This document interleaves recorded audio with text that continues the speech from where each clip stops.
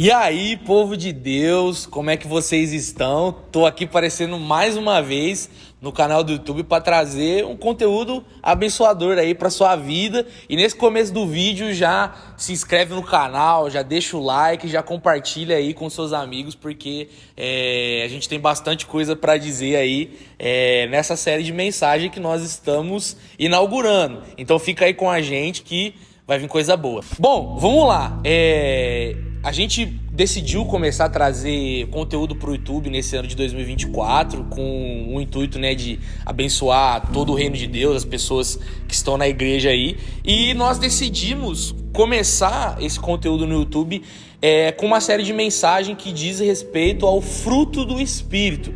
E a nossa intenção nessa série de mensagens é auxiliar o povo cristão, o povo de Deus, na caminhada diária com o Espírito Santo, com Jesus, com Deus. E essa ideia do fruto do Espírito, ela diz muito sobre como nós nos portamos como filhos do Senhor, como nós exercemos o reino de Deus aqui na terra. Então acredito que vai ser um conteúdo abençoador aí pra gente. É bom a gente deixar claro aqui também que a nossa ideia não é trazer um conteúdo exaustivo, onde nós vamos pegar versículo a versículo, expor tudo que Paulo fala sobre lei, expor tudo que fala do que Paulo fala sobre a carne. A nossa ideia não é fazer uma coisa exaustiva, mas alguma coisa que leve nós à prática, a exercer verdadeiramente o fruto do Espírito, assim, de nós testificarmos para Deus e para o mundo que realmente somos filhos do Senhor. Então, com isso, eu quero ler com você o texto que está lá em Gálatas 5, do verso 16, 17 e 18. E aí ele diz assim, digo, porém, o seguinte: vivam, em algumas versões fala andem no Espírito, e vocês jamais satisfarão os desejos da carne. Porque a carne luta contra o Espírito e o Espírito luta contra a carne, porque são opostos entre si, para que vocês não façam o que querem. Mas, se são guiados pelo Espírito, vocês não estão debaixo da lei. Então aqui, o primeiro ponto que a gente precisa entender é que antes de nós sermos alcançados por Jesus, antes de Jesus nos convencer, antes dele nos dar o dom da fé e do arrependimento, antes disso, aquilo que o ser humano fazia era satisfazer os desejos da carne. Lá em Adão, ele não tinha o pecado em si, então basicamente tudo que ele fazia agradava a Deus. Só que por conta da queda e do pecado, Adão passou a ser escravo do pecado. E toda a humanidade pecou em Adão, Então todos nós carregávamos essa escravidão sobre nós do pecado. Então tudo aquilo que a gente fazia satisfazia os desejos da carne. E a partir disso, o homem ele era direcionado por essa natureza carnal. Então, ou seja, todos aqueles que não pertencem a Cristo, todos aqueles que ainda não foram alcançados pelo Evangelho, todos aqueles que ainda não se converteram, esses pertencem a uma natureza carnal. Só que após a conversão, uma segunda natureza passa a exercer influência no cristão, que é a natureza do Espírito. Essa natureza do Espírito é a influência do Espírito Santo dentro da nossa vida.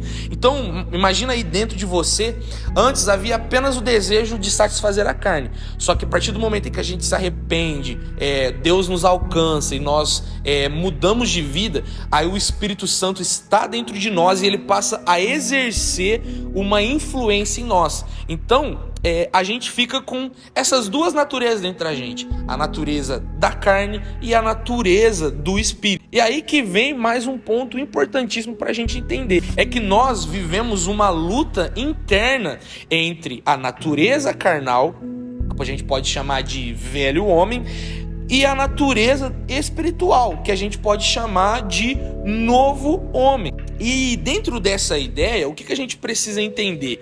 Que o homem carnal, ele busca satisfazer os desejos da carne. E aí fica uma questão para nós. O que a carne deseja? A carne deseja satisfazer basicamente a vontade do pecado. Ou seja, tudo aquilo que é contrário à lei de Deus. Então, todas as coisas que Deus pensa que são boas, todos os mandamentos que o Senhor colocou para nós, o que a carne vai desejar? O que o pecado deseja? Que a gente faça aquilo que é contrário à vontade de Deus. Só que aqui eu quero trazer uma lição importantíssima para nós. Quando a gente pega a tradução original para aquilo que Paulo chama de desejos da carne, a gente vai ter uma palavrinha ali que chama, eu não vou saber direito pronunciar essa palavra, porque o tio Luiz não é especialista em grego, mas basicamente chama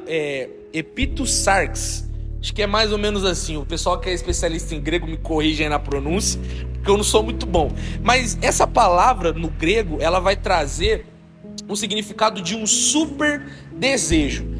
E aqui é um ponto importante para a gente entender isso, porque a carne ela vai ter principalmente dois alvos: desejar aquilo que é ruim, ou seja, aquilo que é contrário à vontade de Deus.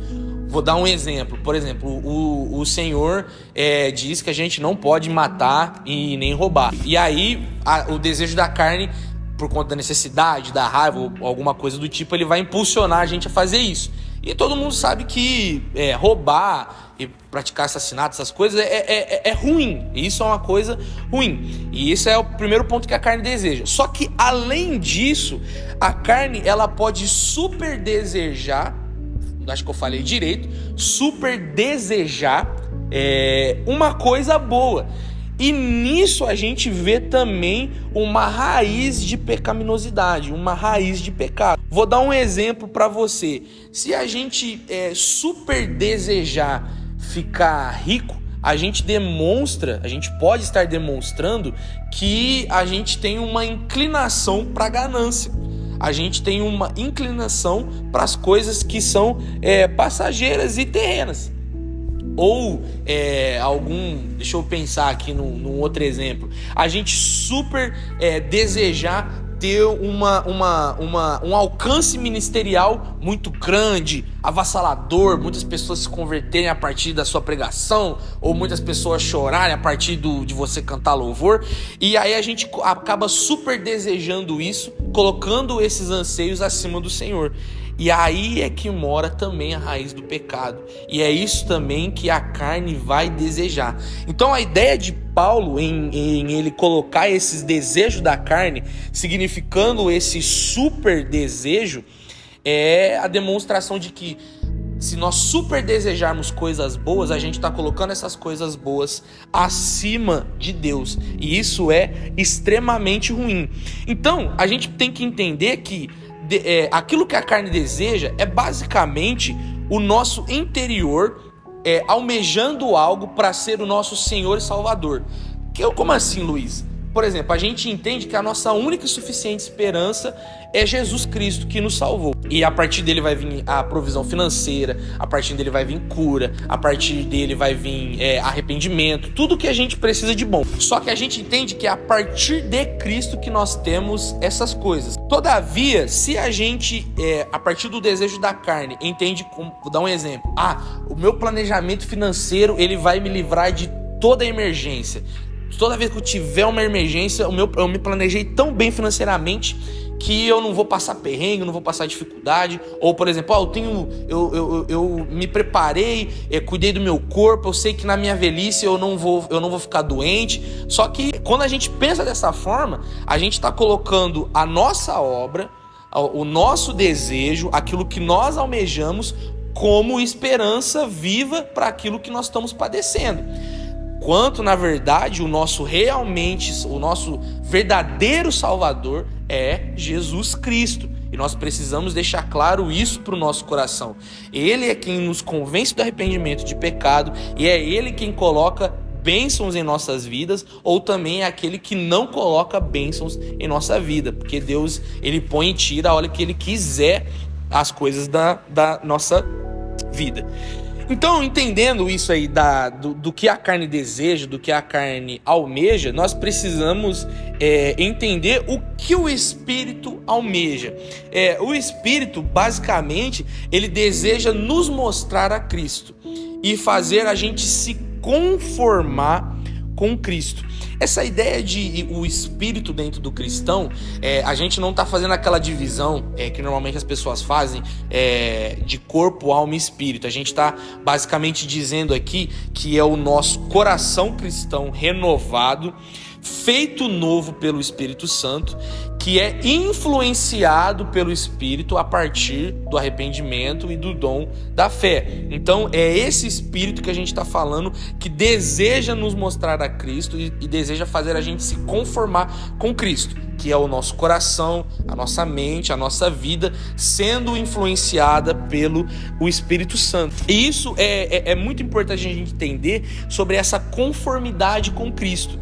Porque todas as vezes em que a gente não se conforma com o que Cristo tem para nós e não se conforma com o que Cristo é para nós, a gente automaticamente vai almejar, desejar coisas fora dele, que vai nos levar aí pro pecado, e isso não é muito bom. Bom, então a gente entendeu o que a carne deseja e o que o Espírito deseja.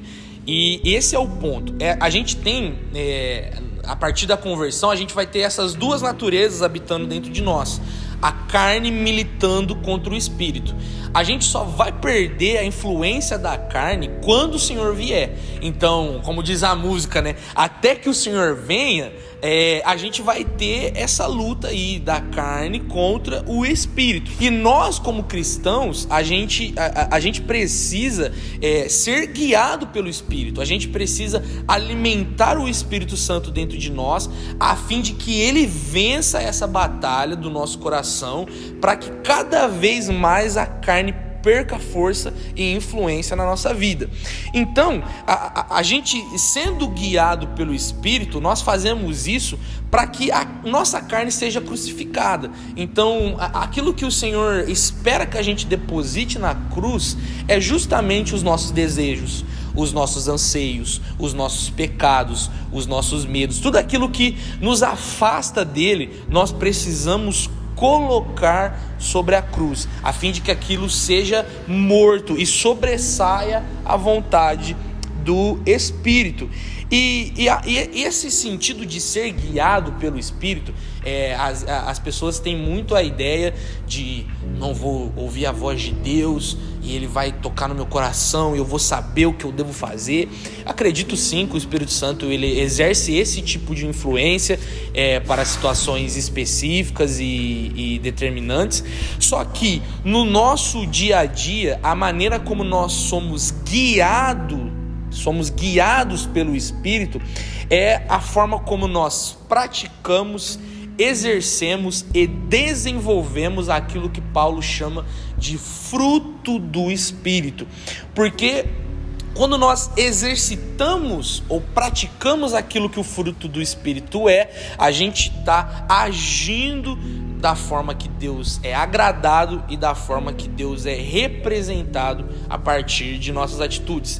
Mas só que isso, sobre essa questão do fruto do Espírito, como nós praticamos e exercitamos ele, isso vai ser um papo para outro vídeo, né? É uma série de mensagens, então eu já quero deixar a curiosidade aí despertada no seu coração, para que você fique conosco no próximo vídeo. Desde já, eu já peço que você, mais uma vez, compartilhe, curta, se inscreva no canal. E no vídeo de hoje, a ideia que a gente tem para passar é justamente essa. O cristão ele tem as duas naturezas dentro de si, aquilo que a carne deseja e aquilo que o Espírito deseja. E nós precisamos a todo momento, a todo instante, alimentar o Espírito dentro de nós, a fim de que a nossa carne seja crucificada. Eu vou ficando por aqui e espero você no próximo vídeo.